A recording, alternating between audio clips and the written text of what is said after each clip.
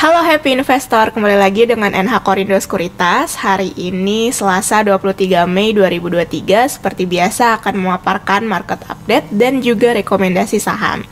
Untuk outlook hari ini kita lihat dulu dari ketiga indeks utama Wall Street yang ditutup bervariasi, di mana saham-saham Eropa juga tidak banyak bergerak menjelang pembicaraan Washington terkait menghindari gagal bayar utang pemerintah Amerika Serikat. Sementara harga emas ini mundur mengikuti komentar bernada hawkish dari para pejabat The Fed. Harga minyak dunia ini agak terdongkrak didukung oleh optimisme permintaan. Kemudian ada US Treasury Yield, ini juga turut merangkak naik, di mana Presiden AS Joe Biden telah bertemu dengan wakil kubu Republikan Kevin McCarthy kemarin untuk mencoba mencapai kesepakatan terkait solusi pagu utang pemerintah Amerika Serikat demi menghindari bencana gagal bayar atau default yang akan jatuh tempo 10 hari lagi.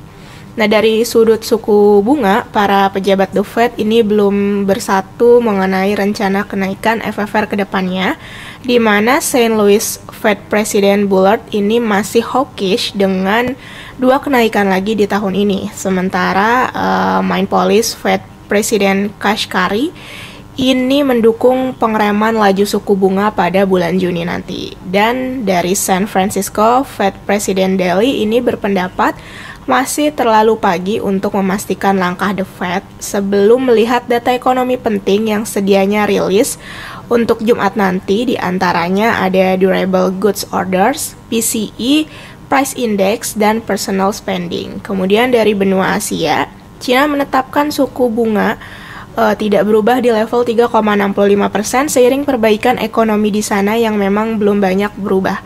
Nah, mereka juga melarang penjualan chip Amerika Serikat, Micron Technology di negerinya dengan alasan keamanan.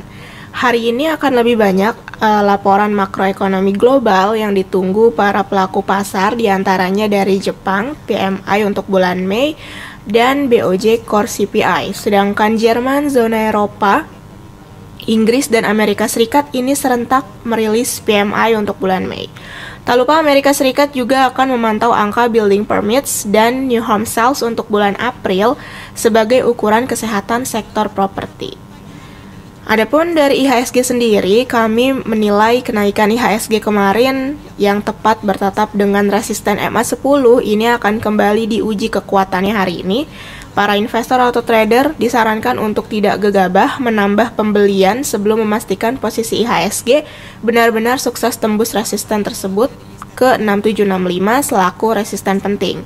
Adapun average up bertahap ini tetap paling bijak untuk disarankan hingga IHSG confirm sudah lolos dari sejumlah resisten MA, yaitu ke atas 6790.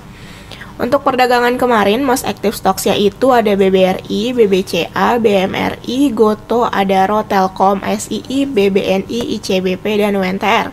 Sementara transaksi foreign kemarin itu mencatatkan net buy sebesar 183 miliar rupiah, dengan top foreign buy-nya ada BMRI, Goto, ICBP, BBRI, dan BBCA, sementara top foreign sell ada Telkom, XL, NCKL, Antam, dan GGRM. Kemudian kita lanjut untuk company news. Yang pertama ada dari Akra yang terus berupaya menambahkan bahan bakar yang lebih bersih dan energi terbarukan ke dalam portofolio produknya. Untuk menunjang strategi bisnisnya tersebut, perseroan melakukan peningkatan modal kepada anak usahanya, PT Berkah Buana Energi sebesar 9,10 miliar rupiah. Adapun tambahan modal tersebut untuk menunjang kegiatan usaha perseroan. Kemudian yang kedua ada dari BP, PT Astrindo Nusantara Infrastruktur Tbk, di mana per kuartal 1 2023 ini meraih laba bersih senilai 10,32 juta US dollar atau melambung 767% secara year on year. Nah, pendapatan juga meroket 798% menjadi 125,83 juta USD. Beban pokok pendapatan ini bengkak juga 2040%, sementara laba kotornya ini meroket 220%.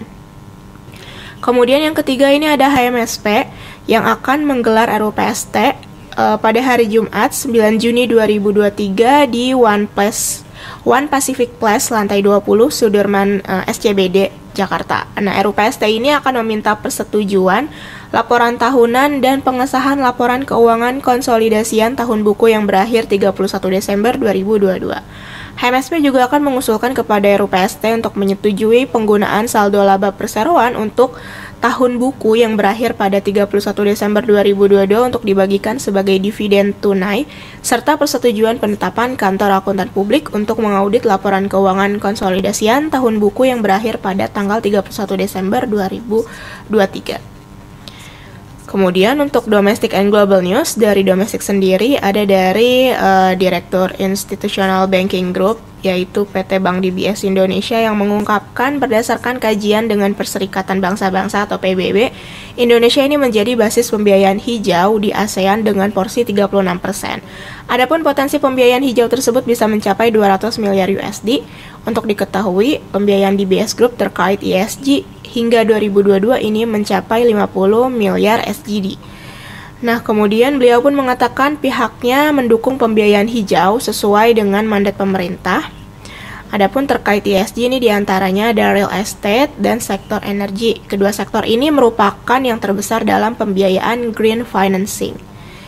Kemudian dari global sendiri ada dari Presiden Joe Biden dan Kevin McCarthy yang bertemu di Gedung Putih pada hari Senin untuk membahas kenaikan pagu utang pemerintah Amerika Serikat sebesar 31,4 triliun USD dengan risiko kehancuran ekonomi Amerika Serikat apabila tidak ada kesepakatan yang dicapai dalam 10 hari. Nah, Presiden dari Partai Demokrat dan petinggi dari Partai Republik di Kongres ini telah berjuang untuk membuat kemajuan dalam mencapai kesepakatan, karena McCarthy ini menekan untuk menyetujui pemotongan pengeluaran dalam anggaran federal yang dianggap ekstrim. Kemudian kita lanjut untuk Global and Domestic Economic Calendar. Hari ini ada dari US mengenai S&P Global US Manufacturing PMI dan New Home Sales. Sementara dari Indonesia sendiri ini ada current account balance dan Bank Indonesia 7 days reverse repo. Kemudian kita lanjut untuk corporate calendar. Di hari Selasa ini ada RUPS dari emiten BC, IKAI, ITIJ, LUSI, MGRO, MIKA, MLBI, NASI, SIKO, SKLT, dan TGRA. Sementara kum dividennya yaitu dari emiten Budi, SMCB, dan TBLA. Untuk teknikal, IHSG hari ini kami proyeksikan bullish atau konsolidasi, yaitu menguji resisten penting neckline pola bearish reversal head and shoulders. Support terdekatnya di kisaran 6660 hingga 6650 dan resisten terdekatnya di 6735 hingga 6765. Advice untuk perdagangan hari ini yaitu averaging up secara bertahap. Rekomendasi saham yang pertama ada dari AMRT. Kami merekomendasikan spekulatif buy dengan overview-nya menguji support pada upper channel pada saat on the way menuju target. Target terdekatnya itu di 3000 hingga 3030, kemudian stop loss-nya di 2810. Yang kedua ada Unilever. Rekomendasi kami hari ini spekulatif buy dengan overview-nya ini menguji support pada neckline pola double bottom dengan target terdekatnya ini di 4510 hingga 4530, kemudian stop loss di 4360. Kemudian yang ketiga ada HMSP. Rekomendasi kami hari ini buy on break dengan overview-nya ini pattern-nya berbentuk parallel channel atau downtrend. Target terdekatnya di kisaran 1070 hingga 1080, adapun stop loss di 965. Kemudian ada Akra, di mana rekomendasi kami hari ini yaitu spekulatif buy dengan overview-nya menguji resisten sejumlah trendline dan MA10. Target terdekatnya di 1430, kemudian stop loss di 1320. Kemudian ada BP. Rekomendasi kami hari ini yaitu buy on break atau buy on weakness dengan overview-nya uji resisten trendline dan sejumlah MA. Target terdekat di kisaran 160 hingga 162 dan stop loss di 142 hingga 137. Oke, sekian mengenai paparan hari ini. Terima kasih.